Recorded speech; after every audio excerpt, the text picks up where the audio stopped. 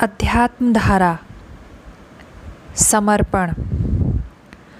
अर्जुन को भगवान कृष्ण तमाम योग, उपासना आदि का उपदेश दे चुके, पर अर्जुन की समझ में वे बातें न आ सकीं। अंत में गीता के 18वें अध्याय में आकर भगवान कृष्ण कहते हैं कि तू कुछ नहीं कर सकता तो यह तो कर सकता है कि सब धर्मों को छोड़कर एक काम कर कि अपने को मेरे समर्पण कर दे। जो कर्म तू करता है, शुभ या अशुभ, मुझे दे डाल। इसमें तो अधिक कुछ नहीं करना। यह समर्पण का मार्ग है। देखने में तो यह मार्ग सरल है, पर है उतना ही कठिन भी। अपना अस्तित्व समाप्त करना होता है, अहम समाप्त करना होता है, जो कठिन है। यदि यह हो जाए तो सब काम बन सकता है। सांसारिक संबंधों में स्त्री अपना सारा परिवार छोड़कर पति के घर आती है। अब उसका अस्तित्व नहीं। जो पति है वह पत्नी, यहाँ तक कि अपना कुल नाम जिसमें वह जन्म लेती है वह भी उसका समाप्त हो जाता है। जो पति का कुल वह पत्नी का नाम भी उसका कोई नहीं रहता।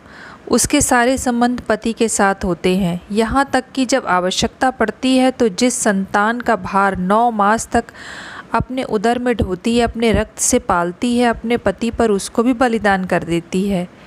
यह है समर्पण। जब स्त्री इतना करती है तब स्वामिनी होती है। स्वामिनी होने पर भी उसका निजी अस्तित्व नहीं होता।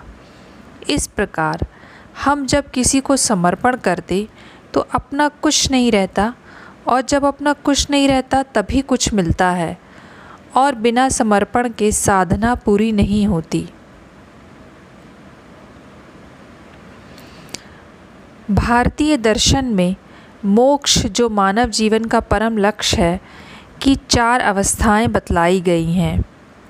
सालोक्य, पहला सालोक्य, दूसरा सामीप्य, तीसरा सारूप्य, चौथा सायुज्य। सालोक्य किसी के लोक में रहना है, उसके साथ रहना समीप्य है। दोनों का एक रूप हो जाना सारूप्य है, और दोनों मिलकर एक रूप हो जाएं, दोनों में कोई अंतर ना रहे, सायुज्य है। इस चौथी अवस्था को प्राप्त करने के लिए आवश्यक है कि हम अपने को किसी को समर्पित कर दें। यदि हम ऐसा नहीं कर सकते तो अपने लक्ष्य को भी नहीं पा सकते, क्योंकि जब तक हम समर्पित नहीं करते मनमत बने रहते हैं, जो इच्छा होती है करते हैं। प्रश्न है कि हम क्या समर्पित करें और किसे समर्पित करें।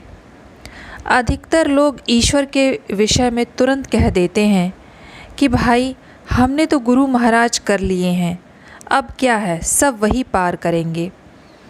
यह विचार कर परमार्थ छोड़ दुनिया कमाने में लगे रहते हैं। यह समर्पण नहीं है। क्या दुनिया सौंपना समर्पण है? राज्य, धन, पुत्र आदि देना है? यदि हम ये भी समर्पित कर दें तो भी समर्पण नहीं, क्योंकि इन सब पर हमारा कोई अधिकार नहीं है।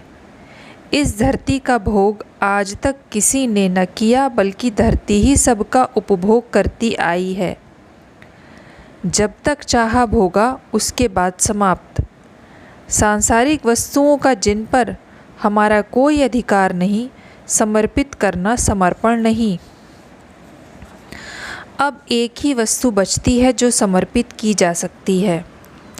यद्यपि अधिकार तो उस पर भी नहीं, फिर भी हमारे पास वही एक वस्तु है जो इस योग्य है, और वह मन है। क्योंकि यहीं से संकल्प विकल्प उठते हैं, सबको अपनाते हैं और अपना समझते हैं। मन त्रिगुणात्मक रचना है, इसी कारण सत के साथ साथ तम तथा रज भी रहा करते हैं। प्रकृति भी इन्हीं गुणों के संग्रह रूप को कहते हैं।